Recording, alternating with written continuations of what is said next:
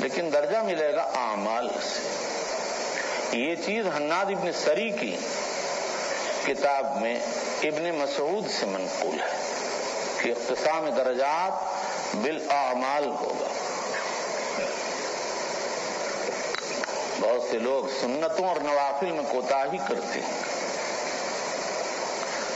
اور ان کو یہ نہیں خیال ہوتا کہ انہی سنت و نوافل کے ذریعے تو اللہ کا قرب ملتا ہے. ہم جب بچے تھے چھوٹے سے تب تو عشاء کی نماز 17 رکعت پڑھتے تھے اور جب والد صاحب کو دیکھا تو 9 رکعت پڑھنے لگے. 8 رکعت حذف. سمجھ میں آیا نا بھائی؟ اور اس کے بعد جب تک ضیاء العلوم میں تھے ہر نماز کے بعد تسبیحات فاطمی پڑھتے تھے. جب مظاہر العلوم میں آئے اور وہاں الدعاء السری المختصر دیکھی تو ابھی چھوٹ گئی. اور جب ہم نے قرآن جلالین پڑھی تو شیطان آیا کہنے لگا یہ بھی تو قرآن ہی ہے, کیا ضرورت ہے روزانہ تلاوت کی. حذف وہ بھی چھوٹ گیا, سب چھوٹ گیا. وہ تو پھر رحمت الہی کو کچھ کرم کی نظر ڈالنے کا موقع کیسے ملا وہ تو وہی جانتے ہیں. بہرحال ایک نظر ہوئی. حضرت مولانا اسد اللہ صاحب رحمت اللہ علیہ کی نظر ہوئی. بس پھر سب شروع ہو گیا کہ یہ کون تھے. ایک بزرگ تھے ہمارے علاقے میں, حضرت اقدس تھانوی رحمت اللہ علیہ کے خلفاء میں ہمارے مدرسے کے ناظم تھے. ان کی قوت قلبیہ سے کم لوگ واقف تھے. ہمارے حضرت رحمت اللہ علیہ کو بھی نہیں اندازہ تھا کہ اتنے بڑے آدمی. اندازہ جب ہوا جب اسرائیل کی جنگ ہوئی مصر سے تو ان بزرگوں نے ختم بخاری کی مجلس رکھی. بالکل عصر کے قریب حضرت تشریف لائے نائم صاحب اور فرمایا بچوں دعا کرو. یہ لفظ کیا تھا جیسے معلوم ہوتا ہے کہ لوگوں کے قلوب پر بجلی گر گئی اور ہمارے قلوب نکلے جا رہے تھے اندر سے اور شاید 1.5 منٹ گزرے ہوں گے. بچوں بس ایسا معلوم ہو کوئی دریائے رواں کے سامنے سد سکندری حائل ہو گئی.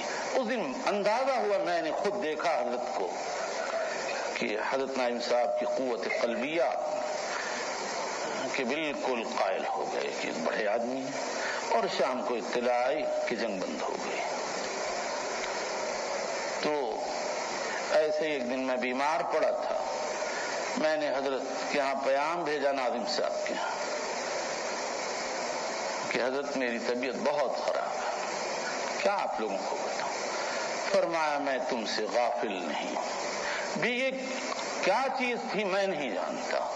میرے سارے وجود میں کوئی چیز اندر چلی گئی اور میرے سانس سے, آنکھ سے, منہ سے نفی اس بات جاری ہو گیا. سمجھ میں آیا نا. اور ان کی بہت سی ایسی باتیں ہیں جو کہنے کی نہیں ہیں. تو اصلاً تربیت باطن ہمارے حضرت ناظم صاحب نے ہماری کی. ایک دن بلایا, کیا ان کی کرامات بیان کروں. میں عصر کی نماز پڑھ کے سلام پھیرتے اندر بھاگ جاتا تھا مسجد میں اور 1 رکوع 2 رکوع پڑھتا تھا. حضرت نے فرمایا میاں یونس کو بلاؤ. میں گیا. فرمایا جب دعا کرو تو دل لگا کر کرو. میں اندر چلا گیا. پھر فرمایا بلا کے لاؤ. جب دعا کرو تو دل لگا کے کرو. پھر میں چلا گیا. پھر تیسری مرتبہ بلایا. فرمایا جب دعا کرو تو دل لگا کے کرو. اس کے بعد کیا حالت طاری ہوئی,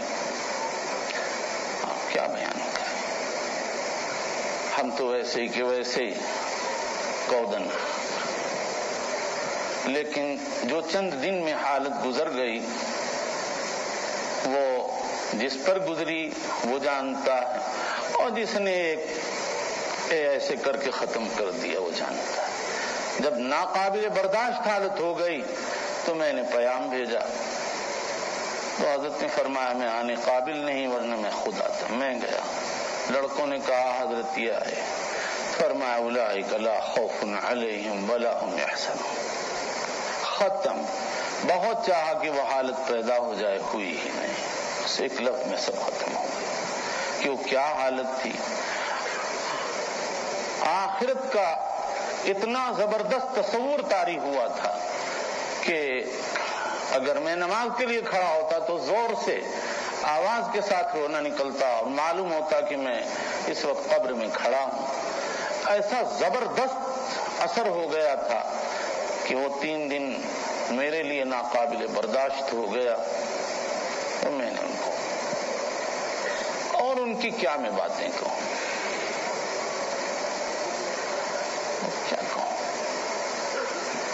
حدیث الحزن یا سودا طویل، یہ باتیں کہنے کی نہیں۔